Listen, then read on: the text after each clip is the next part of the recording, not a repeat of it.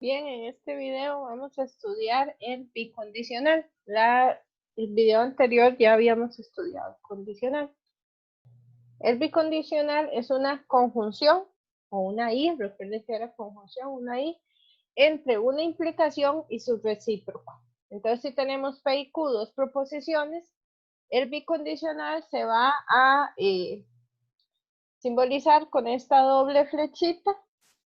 ¿Y cómo vamos a definirlo? El bicondicional va a ser una conjunción de la proposición P implica Q y su recíproco. ¿Qué les recuerda el recíproco? Era la proposición Q implica P.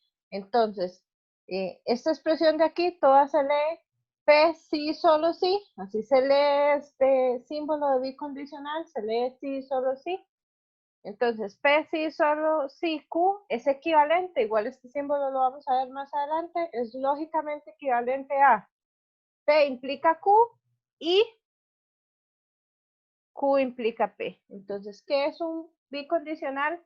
Es una conjunción de una implicación y su implicación recíproca. Por ejemplo, tenemos que las proposiciones V y C, los ángulos alfa y beta son opuestos por el vértice para V, y C, los ángulos alfa y beta son congruentes. Entonces, el bicondicional V, sí, solo sí, C, en lenguaje natural lo escribiríamos como los ángulos alfa y beta son opuestos por el vértice, sí y solo sí, los ángulos alfa y beta son congruentes. En algunas ocasiones, para resumir, no escribimos sí y solo sí, sino que escribimos un sí con dos is. Eso significa sí, solo sí, pero claramente es un mix ahí entre el lenguaje natural y lenguaje matemático. ¿Okay? ¿Cuáles deben ser los valores de verdad de P y de Q para que el bicondicional P sí, solo sí, Q sea verdadero? Para que una conjunción sea verdadera, esta implicación y esta otra deben ser verdaderas. Esta implicación, P implica Q, recordemos que va a ser verdadera salvo que P sea falso y Q sea verdadera. Esta otra implicación va a ser verdadera salvo que Q sea verdadero y P sea falso. Porque recuerden que una implicación va a ser falsa cuando el antecedente se cumple, es verdadera, pero el consecuente no se cumple. Entonces, rápidamente podemos darnos cuenta que si P es verdadero y Q es falso, esta implicación nos va a dar falso. Y una conjunción en la cual una de las proposiciones es falsa, directamente todo el bicondicional va a ser falso.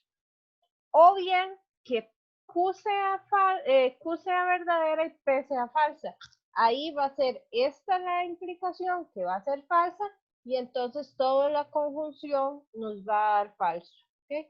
Entonces, ¿qué casos nos quedan? No puede ser que P sea verdadero y Q falso, tampoco puede ser que Q sea verdadero y P sea falso. Nos quedan entonces las opciones.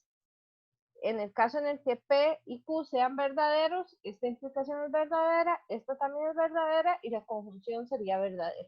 O en el caso en el que P y Q sean falsos. Recuerden que falso implica falso es verdadero. Si el antecedente es falso y el consecuente también, la implicación va a ser verdadera. Entonces, si el antecedente es falso y el consecuente es falso, esta implicación es verdadera, esta también va a ser verdadera y la conjunción también va a ser verdadera. Así tenemos la tabla de verdad del condicional.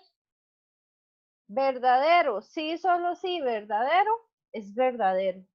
Verdadero, sí, solo sí, falso, va a darnos falso.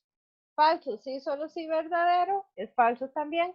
Y falso, sí, solo sí, falso, nos va a dar verdadero. Esta es la tabla de verdad del bicondicional. Estos son algunos ejercicios de todas las conectivas que hemos visto. Esta es la última conectiva que vamos a estudiar y estos son algunos ejercicios para poner en práctica nuestro conocimiento.